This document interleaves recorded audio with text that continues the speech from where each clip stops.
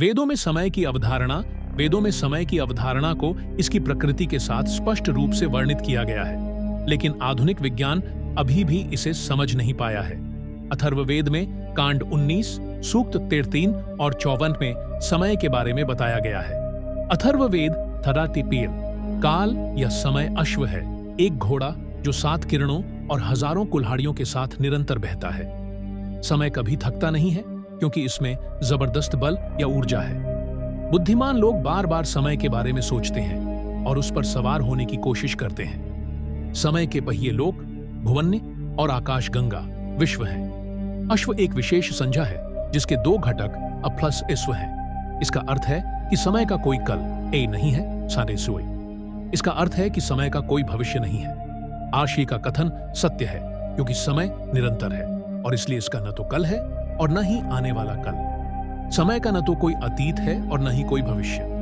जहां तक पृथ्वी का संबंध है, समय सूर्य के अनुसार बहता है। सूर्य की 7 किरणें हैं जिनके नाम विभज्योर हैं। बैंगनी, नीला, हरा, पीला, नारंगी और लाल सूर्य की 7 रंग की किरणें हैं। आर्षे कहते हैं कि काल या सूर्य की 7 किरणें हैं। काल में हजारों अक्ष हैं। एक अक्ष एक रेखा है जिसके चारों ओर एक पहिया घूमता है।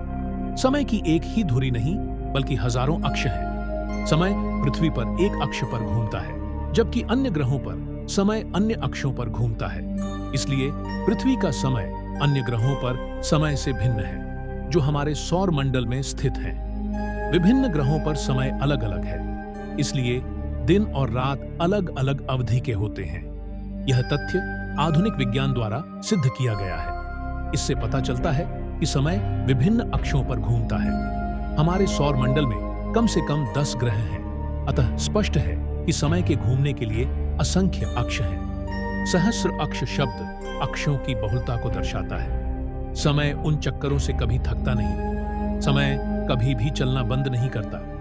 यह तथ्य दर्शाता है कि इसमें जबरदस्त ऊर्जा होनी चाहिए। इस जबरदस्त शक्ति को एक शब्द भूरी रेत से दर्शाया गया है। बुद्धिमान लोग समय के बारे में लगातार सोचते रहते हैं और समय पर सवार होने की कोशिश करते हैं, लेकिन कभी सफल नहीं होते। समय के पहिए दुनिया और आकाश गंगाएं हैं। भुवन का मतलब है एक ग्रह और एक सूर्य से मिलकर बना संसार। विश्व का मतलब है आकाश गंगा, जिसमें असंख्य सौर मंडल घूमते हैं। कई आकाश गंगाएं हैं, इसीलिए अर्षि ने विश्व कहा है, जो एक बहुवचन है। आधुनिक विज्ञान जानता है कि कई आकाश गंगाएं हैं, इसलिए अर्षि भृगु भी इस तथ्य को जानते थे।